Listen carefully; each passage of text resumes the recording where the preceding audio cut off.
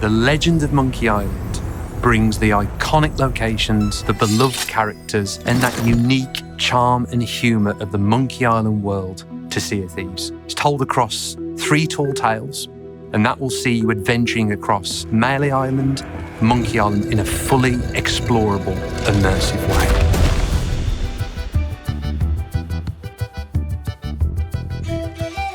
I think it's impossible to think about pirates in the gaming space and not think about Monkey Island. I think that incredible world and set of characters, it has meant so much to us on Sea of Thieves. You know, the chance to play in that toy box and create a new story and bring a new version of Monkey Island to life is, well, honestly, it means the world to us. Ahoy there, fancy pants. Growing up, Monkey Island was a huge part of our kind of gaming history, alongside other games like Day of the Tentacle and Sam and Max and all those kind of adventures. But Monkey Island was, so good I had a poster of it on my wall. The Monkey Island series it's unique in the way that it's so irreverent and it's goofy. It's a pirate adventure, but it doesn't take itself too seriously. I mean, there aren't a whole lot of pirate adventures out there where you'll mess around with, say, a rubber chicken with a pulley in the middle. It lets you have kind of that swashbuckling adventure, but at the same time, it's just charming and funny and unusually witty. I had quite an affinity with the original games, playing them with my brother when I was younger. So when I heard that we were going to be working on kind of our own version, bringing that story to life in the Sea of Thieves world, I was super excited. I played it on the Amiga 500, and it's just really special to me. Monkey Island obviously previously appeared in Sea of Thieves when we did A Pirate's Life. And there was that lovely little Easter egg where you discovered that Guybrush and Elaine had visited the Sea of Thieves. And it was like, well, what happened next? And the idea of continuing that story and seeing, how they interacted with our kind of rich pirate world. So our story begins when the pirate lord of the Sea of Thieves invites Guybrush and Elaine to spend their honeymoon deep in the Caribbean. But the pirate couple seemingly have never arrived. Following in their wake is Captain Kate Capsize, who's a character from the second Monkey Island game. And she's got a vendetta against Guybrush. She wants her revenge for her false imprisonment from those classic games. And she introduces this story that sees you pick up the trail to go find the missing pirate couple. One of my favourite moments is right at the very start of the first tale, when you merge out of the fog and you see Melee Island and the banners come in and you hear the theme music begin. You see a little shooting star. And it's that moment from the very first game, but you're living it. It's a really quite expansive island. Like, it's one of the biggest ones that we have. In fact, it may be the biggest. The way that it is revealed to players as they approach it is really quite grand and sort of makes you pause and go, wow, oh my God, like that's nothing like what we already have. For the fans, they need to have that, that's Monkey Island sound. So really trying to hit that moment. So steel drums, pan flute, Monkey Island.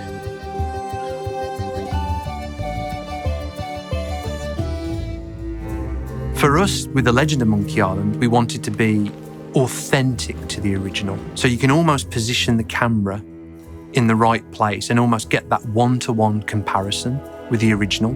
But there was that extra pressure of, there's also the bits in between that you don't see in those 2D games. So we really had to start thinking about like all these iconic locations. How can we make sure that they still would be recognizable to our players? We would make these key art illustrations, but we would make them specifically from the perspective of our players. That way the world team would have a reference point from Sea of Thieves, but also at the same time we could compare it to the side-scrolling perspective from Monkey Island.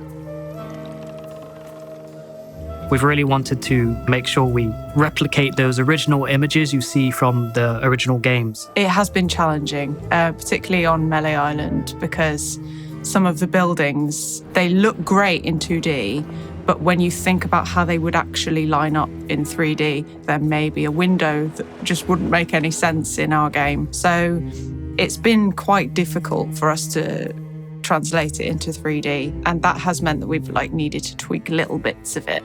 But I think overall it's been really quite true to what was in the original One of the examples of these images was actually in front of the House of Mojo, because you've got all the streets and the pavement, and it gave us a really good perspective of figuring out how all the cobblestone would look like and what the colors would look like. So for the International House of Mojo, I used this Chinese bamboo flute. So it gives like a really nice overblown effect, but obviously it's actually quite hard to play just because I'm not a woodwind player. I'm sure a woodwind player out there would be like, easy peasy, give it to me. So if you ask me to play this live, I can give it a crack, but it probably won't be as good as the recording.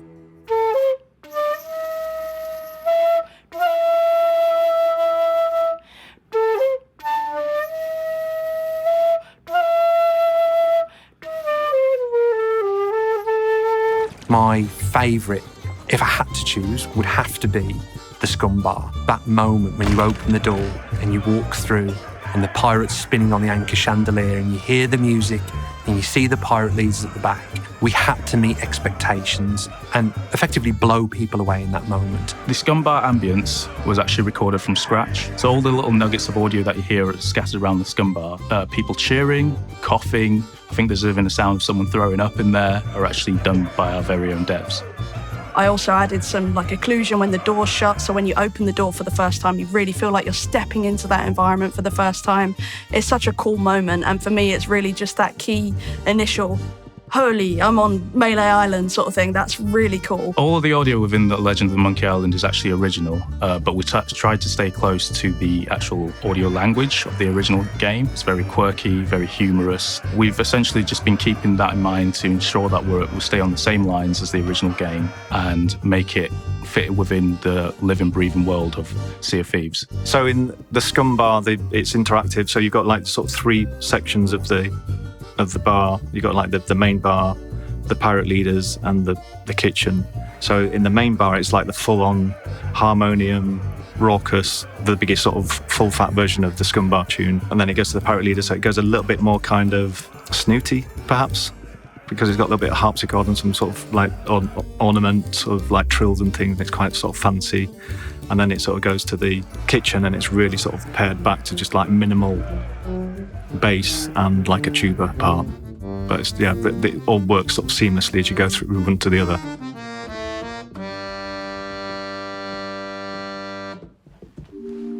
We've got the town centre, and that holds a very different architectural style to what you've seen even on Port Merrick. The church is a good example because it's your classical, almost Gothic stone church where you've got these big stained glass windows. And what's really interesting with those is we've got the light pouring through and casting the colours of those stained windows onto the floor. When we were looking at the church, we kind of realized that the stained glass windows on the inside weren't the same stained glass windows on the outside. And because we're a 3D game, we can't really get away with that. So what we ended up doing was that we kind of had to create a new art language, design language for these stained glass windows. So we could unite the overall look of all these windows, but at the same time, still make sure that these windows are still iconic and recognizable to the players. Melee Island is set at night time. It's a static lighting setup, which means we can really compose what we want to show to the player.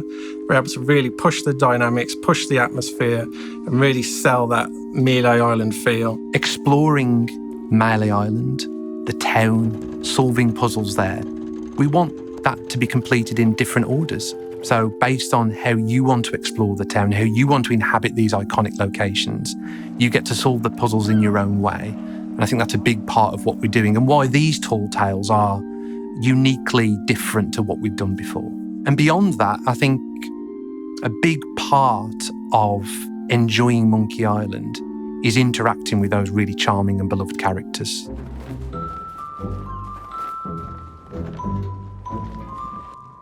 It's been really fun actually translating these characters to Sea of Thieves, especially with how beloved they are. They all have like really interesting personalities, and it's been really fun to animate that. But a lot of them are so quirky that they've been really interesting to try and translate them into the Sea of Thieves. And it's been a bit complicated doing that, and it's presented a lot of challenges. Even like with Kate interacting with the Pirate Lord, she's quite a sassy character. So seeing that interaction and having that bit of comedy behind it is quite fun. What I want is someone willing to drag that pirate pretender back to reality. Then he can have a long and meaningful conversation with the sole of my boot. The Monkey Island series features a whole host of characters with like distinct personalities, and we wanted to capture that within their voiceovers. Every line of dialogue is voiced, and this gives us an opportunity to really capture the personalities of each character. Well, nobody ever said pirates make great architects. Not only was it amazing to pull in some of the original voice actors, such as the voice actor for Guybrush, and also voice actors that have been involved in different games throughout the series. You really feel like you're getting to know those characters. You really hear all their little inflections, their personalities come through, all of those kinds of lovely details that you wouldn't otherwise get.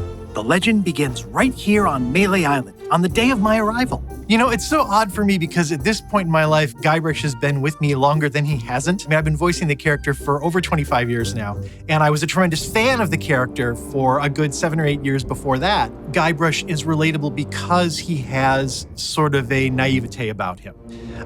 You know, he is in some ways as new to this world as the player is. And he is trying to find his way through this crazy anachronistic piratey world as much as you are. And it makes him, I think, especially relatable. I like to say that he's got this like golden retriever energy.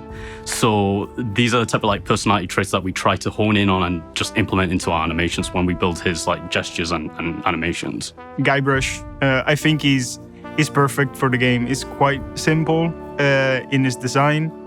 A lot of the visual style of Guybrush was, I think, in the original ideas around Sea of Thieves anyway. Having to translate him for the game for Sea of Thieves was a natural fit. The cutscene that stood out to me the most was where players meet him in the mansion. It's probably one of the longest cutscenes that we've done animation-wise, and it was all fully bespoke. So the animator was working with thousands of frames of animation. And on top of that, you know, Guybrush had his props, the Elaine doll, the LeChuck doll, which he was interacting with and throwing about. So it was quite a complex cutscene. Guybrush, I think, is the funniest character. So seeing those bits of comedy in that cutscene, it's just fun seeing that in the Sea of Thieves world. I cornered LeChuck and gave him the biggest spritzing of his afterlife. I kept the bottle. It's one of my most treasured possessions. I think Monkey Island in general really pushed us to really introduce a lot of new elements into the world. I think, for example, if you look at LeChuck's Ghost Pirate crew, they don't really look like anything we have in Sea of Thieves before. So we ended up making a completely new shader, and the character and the tech team did such an amazing job bringing that to life. I think LeChuck is probably my favorite one, just because I think within Sea of Thieves we haven't had a character that is that large. He has that presence about him. He's quite a top-heavy character, and he has like a really strong silhouette. It makes him quite imposing, but he's also got this kind of classic like maniacal cartoon villain characteristic about him. And when you add the voiceover on top of him, he's just a really, really fun character to animate. And once this burning blade is restored, those waters will be mine to rule as I see fit. I'm hoping that the players really like what we've done with the music. It's been a real sort of labour of love for us. We love these melodies, these earworms. They just get stuck in your head, and I've just really enjoyed bringing the sort of two worlds together, and I really hope they like it. Every project we work on, we try to push what we can do, and I think the Monkey Island update, I think it's just going to blow people's minds what they see that we've done with the Sea of Thieves world. I hope they love it. I really hope they love it, and I think they will, because I know if it were me, I'd be overjoyed by it. So I hope people feel the same. Whenever Monkey Island comes back, it's always like this joyous reunion. You know, it's what it is. It's a reunion because it's like every time it happens, we're getting the band back together again, and we get to come together and jam for a few months and have a great time. The thing I'm probably most looking forward to is for players who haven't experienced Monkey Island yet to experience this world for the very first time. Understand what makes it so special and why it is so beloved. I can't wait until July 20th when the first tale goes live and we just get to see the reaction. And I hope people have an incredible time because we've just poured our heart and soul into this experience.